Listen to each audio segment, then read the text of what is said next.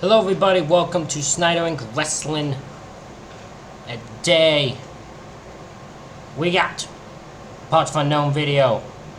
And we got 10 best title wins that led to terrible reigns.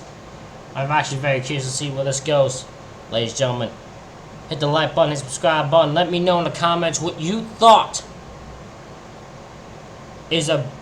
what do you think when it comes to best title wins that led to terrible reigns? Put people you think of it in the comments. Let's go! There are few things in wrestling more satisfying than a title change. The big finish, the bell rings, and we all cheer, boo, cry, angry stare, or look on in baffled disbelief. Hello, Jinder. But I believe it was Professor Dan Layton, wasn't it, who said that a moment in wrestling is only as good as the story that follows. And if I didn't say that, I absolutely meant to. I'm Dan, hailing from Parts of Unknown, and these are the 10 best title wins that led to terrible reigns. I think that's the first time I've reacted to a thing that has Mr. Dan Layton on it. Hello, Dan Layton. You're interesting. That's the best I can put how to describe what I feel about you. Number 10. Hikaru Shida, AEW Women's Title 2023. Hikaru Shida... Oh, poor Hikaru Shida.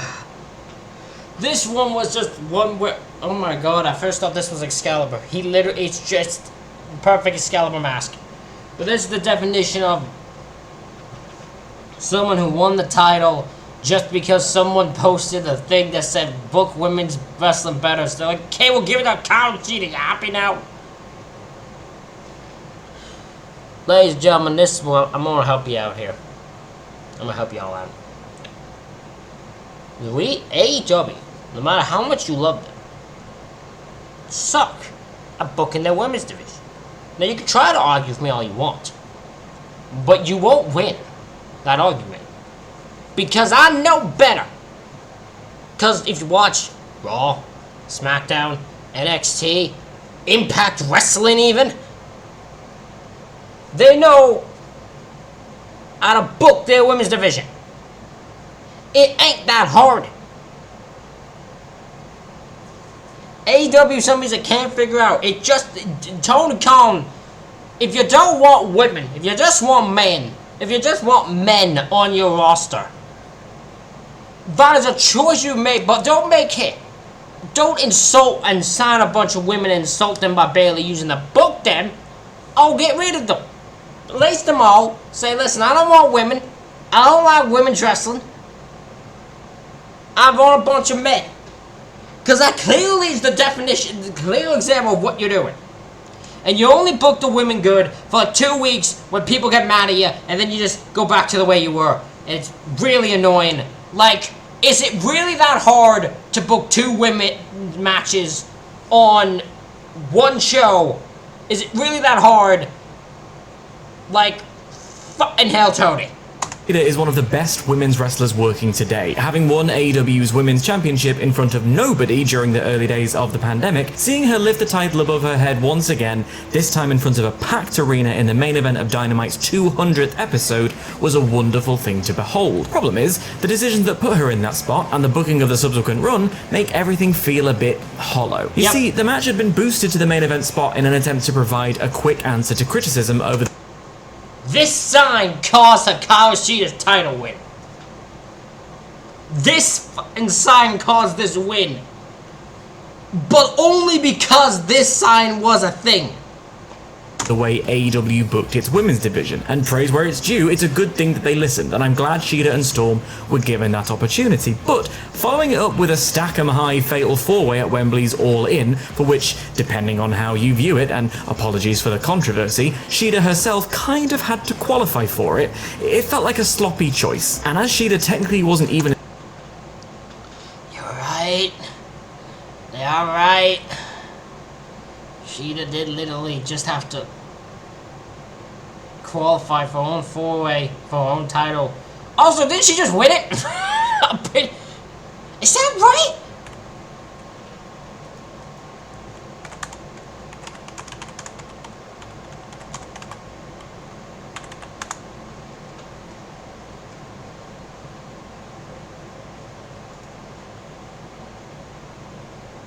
Yeah, Hikaru Shida's the current shit. They did it again. They did it again. No reason. Hikaru Shida's champ again. I could not at all tell you why.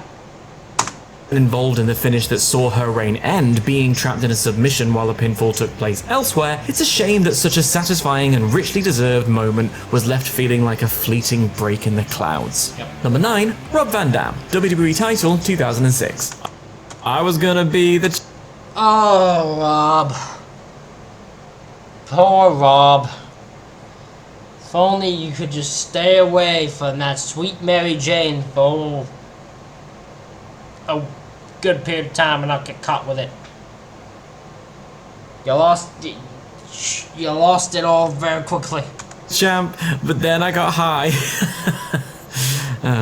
RVD had never been hotter when he was pushed into the main event scene in '06 and challenging for the WWE title at ECW's One Night Stand in front of a crowd for whom viciously hostile is a euphemism. The mood was perfect as Van Dam dethroned John Cena with a pinfall countered by Paul Heyman in a moment that felt truly renegade, fit to mark the official rebirth of the Land of Extreme. And then 3 weeks later he was caught roadside with some naughty cigarettes and what was referred to as drug paraphernalia, not to be confused with illegal substances or scandalous accoutrement. Because he had only just hit the main event scene, this was seen internally as dropping the ball with his big push and bringing the company into disrepute. So Van Dam was stripped of the WWE and newly minted ECW championship in short order and never made it back to the top of the card. Number 8, Bray Wyatt, WWE.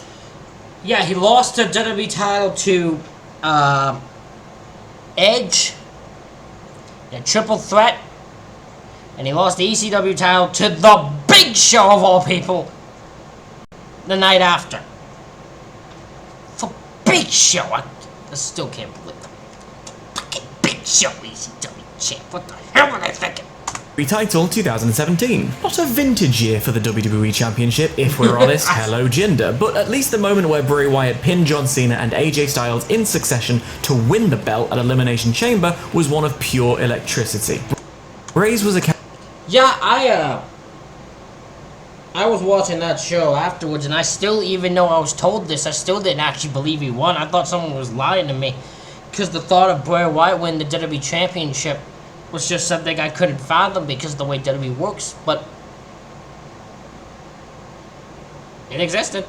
Character never fully understood by the ones booking him, but the fans never gave up on his genius and his potential, and seeing him climb to the top of the mountain was tremendously exciting. The polar opposite of tremendously exciting, however, is the WrestleMania match where he dropped the belt to Randy Orton 49 days later. The feud itself was somewhat bemusing, with a Ross and Rachel situation developing over whether Orton would challenge for the belt right up until Randy decided to do the most by burning the Wyatt compound to a crisp, although, confession time, the hokiness of sending Sister Abigail to eternal damnation kinda works for me. What doesn't work for me, however, was the WrestleMania match itself, what all this was building to, the biggest show of the year, arguably the biggest match of Bray's career to that point, and the most memorable thing about it was an overhead projector. Number 7, CM Punk, AEW Championship 2022. No, not that one, This is one person to blame for this, and only one person to blame, and it's not Tony Khan here. first one, a Double or Nothing 2022, the sight of CM Punk with a tear in his eye, holding a world title again all those years after walking away from the business for what he thought was forever, was a piece of absolute cathartic beauty for many fans who had longed for this moment. But just 3 short days later, literally while making his entrance, an excited Punk leapt into the crowd to celebrate and smashed his foot into the railing, breaking said foot. And it's not hyperbole to say that his AEW run never recovered. What followed was a few months on the shelf, a return that kicked off with a bizarre shoot call-out of Adam Page that sent the rumour mill into hyperdrive, and a 3-minute unification squash match with interim champ Jon Moxley, and that was that for the Punkers' time with the belt. Later, Scuttlebutt would cast an even deeper shadow over this period, and when you do see it as part 1 of a sad trilogy that ended CM Punk's AEW career, it all feels like a squandered opportunity. And How did Punk...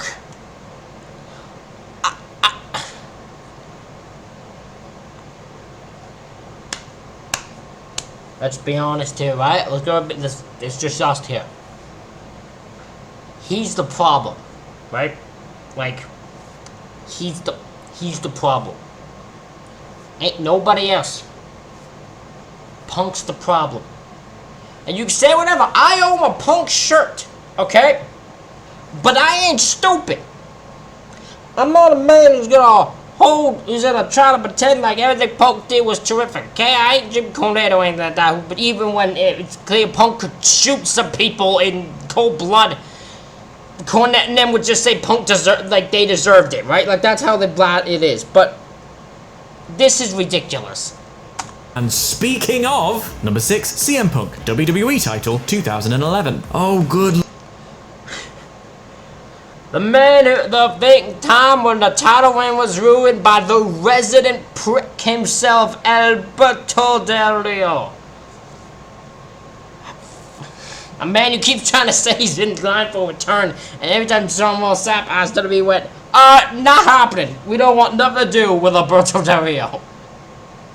Lord, what could have been? What should have been? Some things in wrestling lore end up being viewed over generously through rose-tinted nostalgia specs, but the moment CM Punk wins the WWE title on the last day of his contract, hops over the barricade and blows a kiss to a crestfallen Vince McMahon before running off into an elated, rabid Chicago crowd, retains every single bit of magic. The wrestling world was abuzz. Even if you knew it was a work, the mere greenlighting of this story felt fresh. If they're gonna go ahead with this idea, we asked ourselves, would they commit? Where would Punk go? Think of the potential. Would he show up in Ring of Honor and draw a line with the original Summer of Punk? Imagine if he went to Japan with that belt. There were so many possibilities for a story that might have reinvigorated not only WWE, but the entire wrestling scene. However, after popping his nose into a WWE panel at Comic-Con, Punk would show up again on WWE television a mere 8 days after...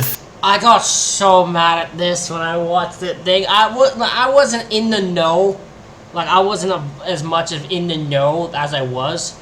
But now knowing stuff the way I do, this could have been easily dealt with. You could have done a whole bunch of good stuff with this. If you just committed. But you won't. And that's the problem. Fleeing the scene in that glorious Windy City climax, settle his champ vs champ feud with John Cena 2 weeks later, only to immediately lose the belt in a cash-in from notable prick Alberto Del Rio after an interference. I love how it's just all known around the world that notable prick, resident prick, he's just a prick, Alberto Del Rio. From notable decade past his prime, Kevin Nash. Oh, well, never mind, I guess. Number 5, Christian, World Heavyweight Championship 2011. He might be on arguably... Oh, this one was one that has one of the best feuds. No, I'll quit. It's the best feud of 2011, Christian and Randy Orton. It's just, unfortunately, Christian never got to have a long run, but their feud is amazing. The run of his career right now, but Christian Cage was never treated like the star he inarguably is. No, they want a blue in WWE. face on it. In fact, he's kind of the king of striking Blue face, blue dot on his face. out on your own and proving what you're made of, doing it way before it was cool, with a fantastic run in TNA, which is the reason he was brought back into the Connecticut fold in 2010. But it wasn't until his old tag partner and BFF Edge was forced into an early retirement that WWE caved and gave Captain Charisma his first run with a major title, replete with the feel-good factor that had long-time fans ecstatic to see a workhorse getting long overdue credit. And that lasted for literally one produced episode of television when he was beaten by Randy Orton, so that's a nice way to build up a new top star, isn't it? They'd go on to have a really solid feud over the next few weeks, but that is none of your concern. This was rubbish, and I wouldn't be surprised if Mr. Cage would rather pop a blue dot over this first reign. Number 4, Becky Lynch, SmackDown Women's title, 2019. Becky Lynch is the poster child for turning lead into gold. A pot of gold, you might say. Anyone who can go from doing an Irish jig that borders on offensive coming from a legitimate Irish woman to the first female main event of WrestleMania deserves her flowers. Becky Two Belt's crowning moment was euphoric, even if it did come post-midnight on a show that was longer than the average office day. But while she'd go on to hold the Raw Women's title for over a year, the man's grip on the SmackDown belt was considerably more limp, and what gets on my nerves here is not that she lost it, but how it went down. Forced to defend both titles in one night, Becky saw off Lacey Evans and then went straight into a match with Charlotte Flair, who pinned her clean and who was then immediately cashed in on by the newly minted Miss Money in the Bank, Bayley. If you're gonna do that, tell the story of a fighting champ who grit her teeth and made it through not one, but 2 challenges, one of whom is another candidate for the women's wrestling Mount Rushmore, only to be felled by an opportunist who was supposed to be an old friend. But instead of telling a compelling story and cementing 3 stars in one go, they continue to artificially inflate Charlotte's title win record and shaft Bex in the process. Bobbins. Number 3, Daniel Bryan, WWE title. I mean, at least she had the Raw Women's title, which she held for fucking ages. I'll never forget Becky's Raw was title reign for WrestleMania 36. The reason why, because when Becky was taking on Shayna Baszler, I went to I was watching it with my friend and my brother. And we're sitting on the thing and we're watching it, and Becky's getting beaten up by Shayna, and I'm like, I think Becky's winning. And they're like, nah, that's not. And I'm like, she's getting beaten up a lot. I'm telling you, she's winning. They're like, nah, you're just having to destroy her. Then they're all popping 1, 2, 3. Becky Lynch wins, and they both looked at me with pissed off look on their face.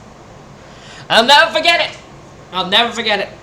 2014. Few moments live in infamy as much as the miracle on Bourbon Street. Again, a moment forced into being by fans who couldn't quite believe they were actually getting what they longed for. Daniel Bryan Danielson Bryan saw off Triple H, Batista and Randy Orton on the same night to win the WWE Championship. It's a moment so iconic that chances are you don't need us to illustrate it for you. You can close your eyes and picture it perfectly. So, while you do that, here is whatever image Editor Ellis wants to show you. Dealer's choice, L, this is your moment. Anyway, very soon into his title reign, Bryan started losing feeling in his arm and was forced to undergo major neck surgery, taking him out of action for a long time. Unable to defend the belt, the already tortured Authority storyline had to weave a few more overly complicated yarns to find a way to strip Bryan of the belt. So one of the best WrestleMania endings ever was followed up by just 2 title defenses, one of which was a no contest. Gutting. Number 2, Kofi Kingston, WWE Championship 2019. You're probably noticing a pattern in this list, but there's a true joy in seeing something you never thought would happen actually take shape, and this is possibly the best example of it. After all, Kofi wasn't even supposed to be in the title picture, let alone win the belt. But for once, the world turned into a meritocracy, and by sheer force of will, Kofi earned his WrestleMania moment, and what a moment it is. The genuine emotion from his New Day brothers, a lovely piece of commentary from Byron Saxton, and the sight of his young son holding the belt in the air even chokes me up, which is saying something because I think children are heinous. Which is why the title run itself is so crushingly disappointing, one lackluster program after another, not helped by the fact that in the early days, Kofi's title was playing second fiddle to a disappointing Seth Rollins Universal title run. And in a spectacularly cruel final curtain, Kofi lost the belt to Brock Lesnar in less than 10 seconds without getting a single move in. He was made to look like nothing more than a living prop, and it's a damn shame. And number 1, Dolph Ziggler, World Heavyweight Champion. I'm surprised Big E's not on here. Big E's another one that could be on here. There's a few more that could be done, but Big E's one I think of also.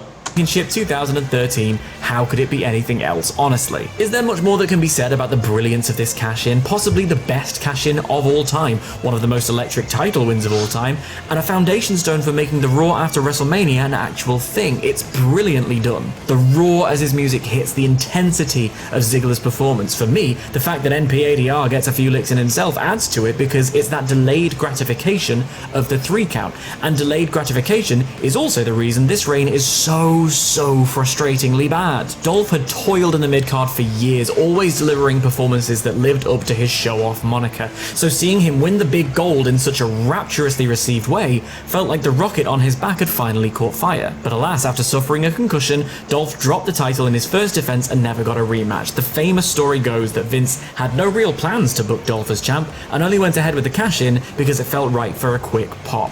Millionaire who should be a You're incorrect. He did get a title. He lost at Payback, but did get a rematch at Money in the Bank. AJ lost, caused him to get DQ'd, I believe, and then that was it. But he did get a rematch. So Dan, you're wrong there. A billionaire. Think of all the extra mustache dye you could buy if you just followed through on giving your paying audience what they actually want once in a while. And that's our list. Thanks loads for watching. Likes. Ladies and gentlemen, that is it. And this reaction, let me know what you think. What are some great title wins that ended up having terrible reigns? Let me know in the comments. Hit the like button, hit the subscribe button. Thank y'all for watching. I'll see y'all for the next one.